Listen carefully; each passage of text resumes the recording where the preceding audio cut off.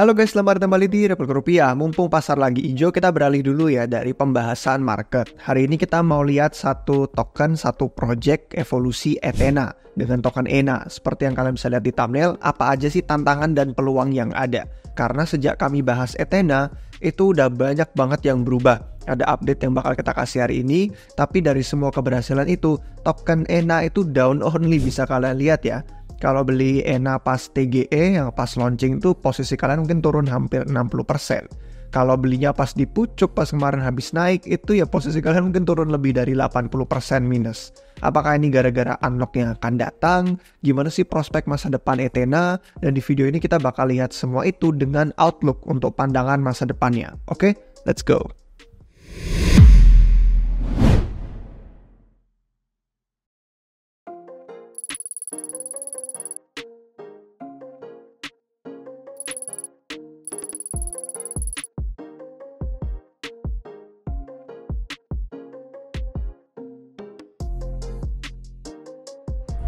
Oke, kabar gembira sebelum kita mulai, kita mau bagi-bagi tiket Coinvest sejumlah 2 tiket. Nah, buat kalian yang udah megang NFT Heritage, kalian akan berkesempatan memenangkan 1 tiket Coinvest. Dan satu lagi, kalian hanya perlu berkunjung ke websitenya republikpassport.io, daftarkan email kalian di sana, dan kita akan undi siapa pemenang dari 1 tiket Coinvest lagi. So, untuk pemenangnya, kita akan umumkan di bulan Agustus sebelum acara. Pastikan kalian sign up ya guys, jangan sampai ketinggalan. Oke, kita lanjut ke videonya.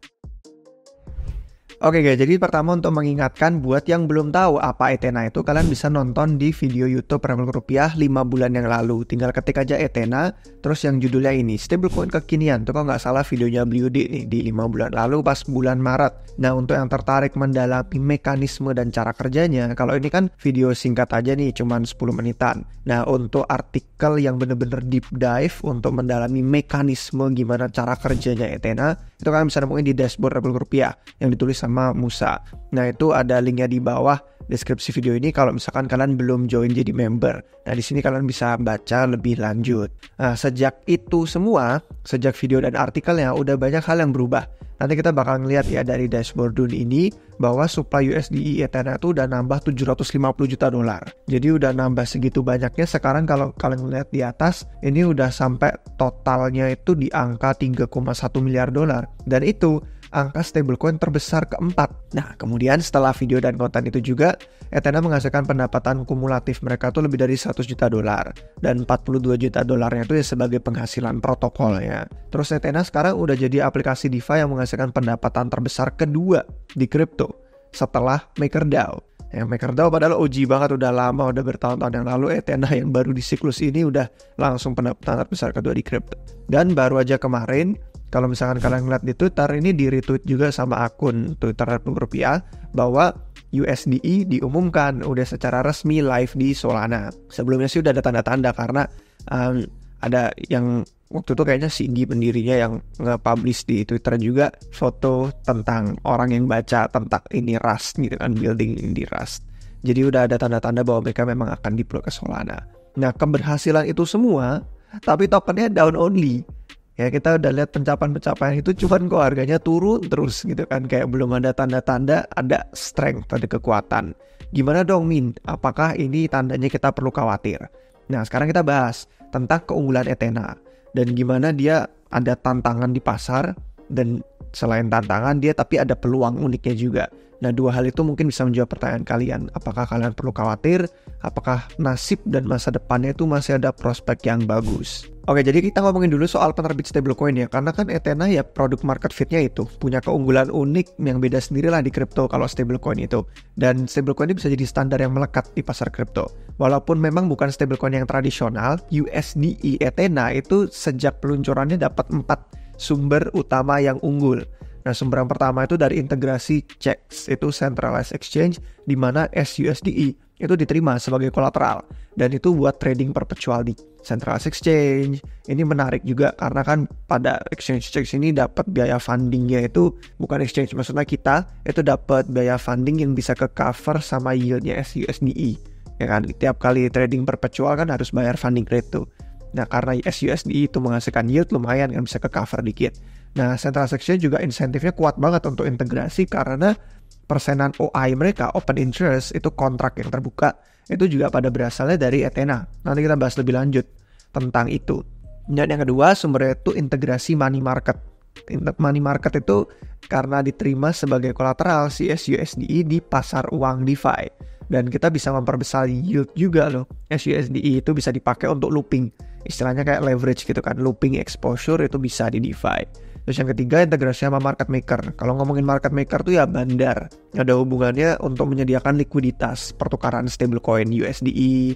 Dan Ethena juga partner sama bandarnya itu untuk menangani dia kalau pas lagi minting USDE, redeem USDE, itu juga di balik layar ada hubungannya sama market maker. Terus yang keempat, dana cadangannya walaupun belum cukup besar, tapi dana cadangan Ethena itu bisa jadi sumber tambahan untuk bisa melindungi strukturnya mereka. Perannya itu melindungi USDE di tengah funding lagi negatif dan menjadikan risikonya relatif lebih rendah daripada stablecoin pesaingnya. Nah, kalau kita ngomongin soal teori ya siapapun bisa lah nge-fork desain USDE, tapi mereka nggak bisa fork integrasi dan skala Ethena yang tadi 4 itu. Biayanya tuh tinggi untuk ganti kepemilikan dolar yang lain yang bukan USDE. Dan karena itu supply USDE seperti yang kalian bisa ngeliat di chart ini, itu akan tetap jauh berbeda dari kompetisi-kompetisinya yang akan muncul. Nanti kita lihat ada beberapa kompetisi juga. Cuman adopsi besar ini nggak menjamin Ethena itu profitable. Jadi tidak menjamin dia profitabilitasnya itu dapatlah ke protokol, ke user gitu kan. Kan walaupun integrasi tadi mendukung supply USDE, itu bukan satu-satunya doang variabel yang bikin Ethena itu bisa menghasilkan duit. Dan penghasilan Ethena itu bergantungnya itu sama satu supply USDE totalnya ada berapa. Tapi itu bukan cuma satu-satunya, ada juga persenan USDE yang nggak staking, yang unstake. Terus sama juga yield untuk dasarnya, basis trade-nya mereka. Nah, 3 tantangan yang dihadapi Ethena itu dari segi persenan USDE yang tidak staking, yang unstake, sama ya dari yield dasarnya itu. Kalau misalkan kita ngelihat ya, ini persenannya kan selain supply ya, tadi saya salah, maksudnya itu yang staking sama yang supply itu ketukar, yang staking yang di sini, supply-nya yang biru. Jadi kalau misalkan kita lihat saat ini 50% USDE itu tidak staking dan tidak menghasilkan yield, angka ini bakal naik, bisa aja menuju ke 90% kalau nggak ada insentif. USDE itu kan produk penghasil yield, jadi produk market fit-nya dia emang utamanya dipakai buat collateral DEX perpetual, atau untuk dipakai kendaraan buat looping yield di DeFi. Jadi akibatnya kalau nggak ada insentif untuk pegang USDE setelah insentifnya ENA kering nanti, itu jadi nggak ada yang tertarik gitu kan. Dan kalau orang pun nggak tertarik untuk, sekarang aja kan nggak semua orang staking nih USDE. Dan kalau orang pun nggak tertarik untuk staking USDE, nggak tertarik sama yieldnya, kenapa nggak sekalian aja hold USDT atau USDC atau stablecoin biasa, karena kan likuiditas yang kedua itu lebih baik juga. USDT, USDC juga integrasinya jauh lebih luas. Jadi itu tantangan yang pertama. Terus yang kedua itu kemunculan pesaing. Kayak kalau misalkan kita ngelihat pesaingnya itu ada Hyperliquid sama IFO. Hyperliquid dan IFO ini juga punya basis trade-nya sendiri. Istilahnya mereka punya brankas atau vault-nya sendiri, di mana mereka tuh langsung di DEX perpetual itu ada jalan yang intinya itu bener-bener ya udah mereka ngelakuin itu juga. Kenapa harus di Ethena, apalagi dengan persentase APR yang mungkin kalau kita lihat sekilas itu jauh lebih tinggi. Dan ditambah lagi proyek seperti Elixir, nggak tahu nih kalian udah dengar apa belum, tapi baru banget akhir bulan Juli lalu Elixir juga meluncurin dolar sintetisnya mereka sendiri. Jadi ada yang namanya DUSD, dan itu alokasinya 100% yield itu dikasih ke pemegang DUSD. Jadi 3 contoh ini, Hyperliquid, IFO, sama Elixir, itu bukan cuma contoh terakhir yang bakal menyerang vampire attack untuk marginnya Ethena. Selama jangka menengah dan panjang, mungkin kalau kita ngelihat long term gitu kan, mid term, ya USDE bisa dipandang lah jadi yang de facto. Tapi dalam jangka pendeknya itu ada insentif yang jauh lebih menggiurkan dari tawaran-tawaran kayak DUSD-nya Elixir ini, atau yang kayak Hyperliquid dan IFO tadi. Jadi supply USDE secara total itu bisa aja terdampak negatif. BTW kalau ngomongin Elixir nih, kalian bisa earning point dengan staking atau LP DUSD di Apothecary ini yang mereka baru barusan adain. Terus yang tantangan terakhir ketiga, itu yang kita udah bahas juga di artikel yang ada di dashboard member RR tentang imbal hasil yang menurun. Jadi dari 2 poin yang tadi, intinya kalau strategi Ethena itu udah jadi rahasia umum, pesaing, institusi itu pada bisa jalanin strateginya sendiri. Yang dilakuin Ethena, kenapa mereka nggak bisa ngelakuin gitu kan. Struktur funding rate untuk pasar berjangka itu akhirnya jadi kena arbit, karena orang-orang jadi ya tahu strategi yang sama. Dan daripada menghasilkan positif, malah jadinya mungkin bisa jadi netral. Jadi nggak positif hanya untuk Ethena aja. Akibatnya mengurangi profitabilitas Ethena. Dan dana cadangannya jadi akhirnya butuh lebih besar lagi itu reserve fund untuk bisa mempertahankan integrasi USDE biar stablecoin-nya nggak goyah. Nah, karena faktor-faktor itu profitabilitasnya Ethena akan terus menurun dalam jangka pendek. Dan tim Ethena jadi harus pilih mau matok biaya nggak nih untuk deposit SUSDE atau mangkas biaya staking dan unstaking USDE biar dapat penghasilan atau pendapatan lebih, atau perlu cari jalan alternatif untuk monetisasi USDE lewat cara lain. Pilihan yang pertama tuh bakal menyandung keunggulannya Ethena sih. Jadi tim mungkin bakal pilih yang kedua. Nah, pilihan yang kedua ini yang bakal kita bahas untuk menutup video, yaitu peluang untuk bisa cari jalan alternatif monetisasi USDE. Nah, ini shout out buat Robbie Peterson dari Delphi Digital, yang kalian bisa lihat sendiri ini gambar ilustrasi yang dia bikin itu tentang posisinya Ethena di tumpukan perpetual exchange. Jadi kalau kita ngeliat di ilustrasi, sebelum Ethena yang sebelah kiri, order flow perpetual itu berasal dari user kita sendiri yang trading. Sekarang dengan Ethena itu jadi salah satu sumber open interest terbesar di berbagai bursa. Ethena itu jadi masuk di tengah-tengah antara kita trader sama exchange. Dan dengan hubungan ini, centralized exchange, decentralized exchange, ya CEX dan DEX itu jadi lebih membutuhkan Ethena. Dan posisi Ethena ini jadi bisa di tengah-tengah tuh memanfaatkan ada 2 peluang unik. Yang pertama, mereka bisa nawarin layanan open interest atau open interest as a service. Artinya bisa bagi ekonomi sebagai yang menyediakan order flow. Order flow itu yang titik-titik-titik itu ya. Dan bisa nyediain order flow ke exchange yang udah ada sama exchange yang baru juga yang masih cari likuiditas. Terus yang kedua, peluang uniknya dengan Ethena di tengah-tengah itu mereka bisa bikin DEX perpetual sendiri. Ini lebih ambisius sih, tapi mereka bisa nambah tumpukannya sendiri. Jadi seperti ilustrasi yang berikut ini. Dan ini akhirnya istilahnya gini, kayak exchange itu kan jalan pembeli dan penjual untuk bertemu.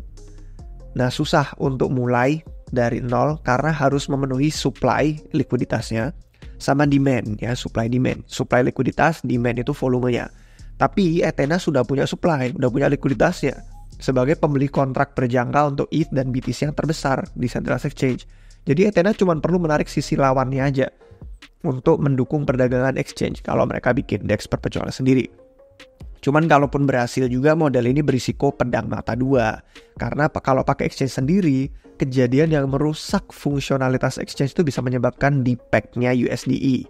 Dan karena USDE itu bakal dipakai sebagai aset kolateral utama, ya iya kan, masa enggak? Itu jadi penyebab efek domino nanti, likuidasi massal. Risiko yang sama sih juga ada ya dengan integrasi Ethena sama exchange yang sekarang dia udah integrasi. Cuman setidaknya kan dia terdiversifikasi tuh. Nggak cuma di DEX perpetualnya Ethena sendiri. Jadi itu bedanya. Dan selain membangun DEX perpetual sendiri, ada juga sih beberapa peluang alternatif untuk bisa monetisasi. Dan Ethena itu bisa aja membangun ekosistem DeFi yang menggunakan USDE sebagai aset utamanya. Jadi ini untuk ilustrasi yang terakhir dari Delphi Digital. Dan aplikasi Ethena itu bisa mencakup kombinasi kayak kalian bisa lihat di gambar, bisa DEX perpetual, cuman yang bukan ETH atau BTC ya, dan itu pakai kolateralnya USDE. Money market bisa dengan kolam likuiditas yang pakai quote-nya itu di quote dalam USDE, atau DEX spot lah, nggak perlu perpetual, tapi DEX spotnya juga pasangan pairnya untuk trading aset kripto tuh pakai quote-nya dalam USDE juga, atau dompet Ethena. Dan dompet Ethena itu dimana semua deposit USD itu bisa menghasilkan yield. Atau yang kayak Pendle. Kalau kalian tahu Pendle yang kita udah bahas di YouTube juga, di member juga, Pendle itu produk untuk bisa trading yield. Jadi ditambah lagi kalau Ethena pengen bangun produk-produk ini mungkin di Ethena Chain seperti ilustrasi itu, di blockchain-nya sendiri gitu ya, entah mungkin sebagai L2 ya, sebagai rollups, USDE bahkan bisa jadi token gas juga. Dan tim Ethena udah menyinggung kemungkinan untuk Ethena Chain untuk dipakai sebagai gas itu di blok terbaru mereka di sini di bagian menengah. Nah ini dia ya, untuk ENA di dalam Ethena Chain. Jadi ini udah sempat ada juga pembahasannya, sempat mereka singgung di artikel blog yang terbaru. Dan keunggulan yang aplikasi DeFi Ethena punya dari aplikasi lainnya itu efficiency capital. Karena kebanyakan aplikasi pakai USDT atau USDC. Sedangkan aplikasi Ethena menawarkan yield kan, dan secara bawaan modalnya jadi lebih rendah.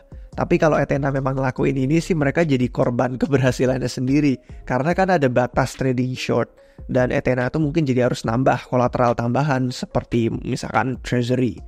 Nah, efek ekosistem DeFi yang fokus sama USD ini sih kalau kembali ke visual tadi ya, untungnya jadi kita punya lebih banyak supply USDE atau SUSDE, terus utilitasnya jadi lebih baik untuk USDE karena demand untuk aset yang tidak staking juga, dan sumber pendapatan baru karena orang yang pada transaksi itu kan bakal bayar fee di aplikasi-aplikasi DeFi ini yang mungkin aja bisa tuh mengalir ke pemegang token ENA.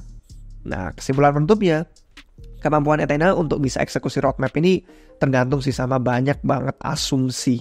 Dari yang kita bahas tadi tuh asumsi yang ambisius itu banyak, dan ini jalan, cuman ini yang memang jalan yang masuk akal. Masuk akal karena tantangan yang dihadapi sama Ethena yang tadi kita sebutin di awal. Ironis aja sih ngelihat aplikasi DeFi itu kan pada saling berebut market share ya. Sementara Ethena yang aslinya bukan DeFi, bikinnya cuma penerbit stablecoin doang, tiba-tiba jadi ada di posisi yang lebih baik untuk mengguncang lanskap DeFi.